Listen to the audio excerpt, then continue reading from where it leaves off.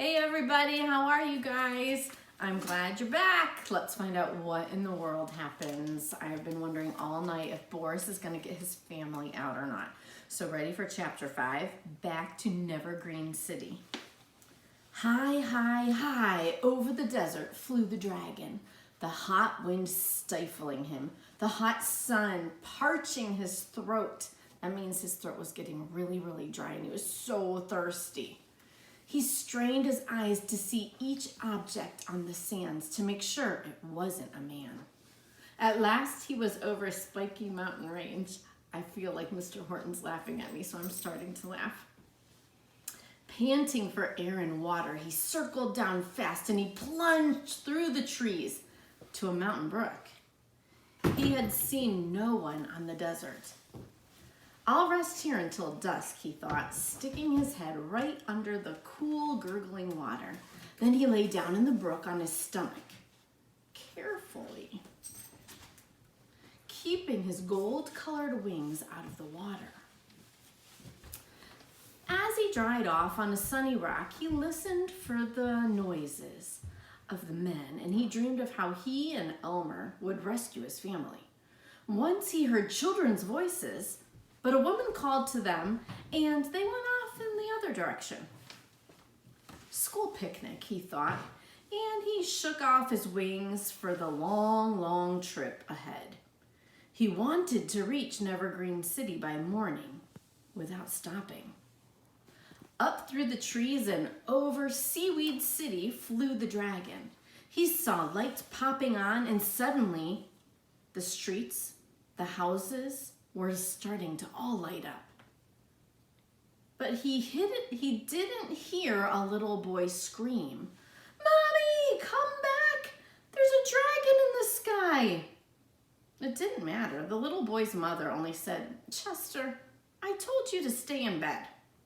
So Chester was the only one to see the dragon, and nobody believed him until later, when the Dragon Affair had become famous. Wonder what that's about. As I remember, Elmer said he lived right across the street from a park, thought the dragon as he hurried on.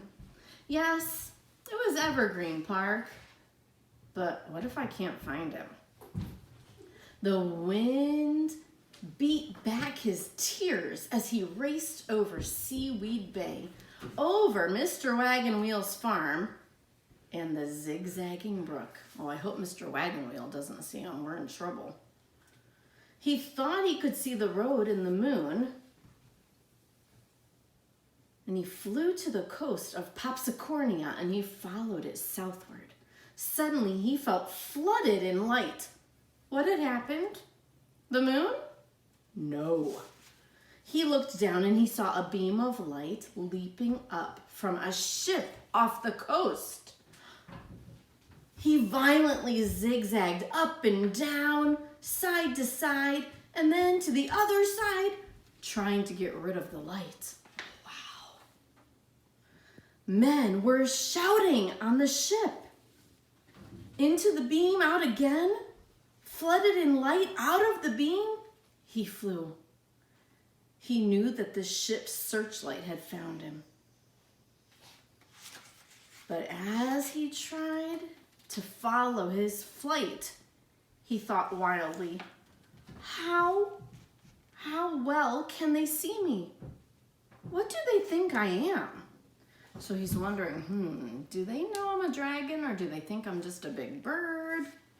And then, as suddenly as the light had found him at last, he sped on in the comforting darkness. His heart was pounding hard with fright. Let me show you a picture.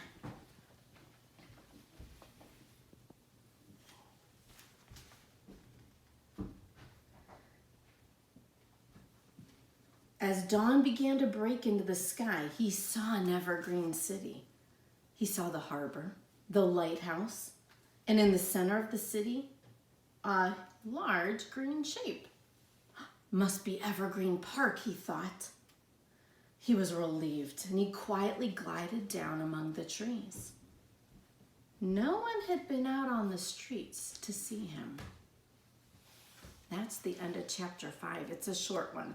So what I want you guys to do over the weekend is write what you think happens next. Did somebody see him? Is someone going to find him out before he gets to Elmer? You tell me what you think's going to happen. Have a great weekend, everybody. I'll see you Monday.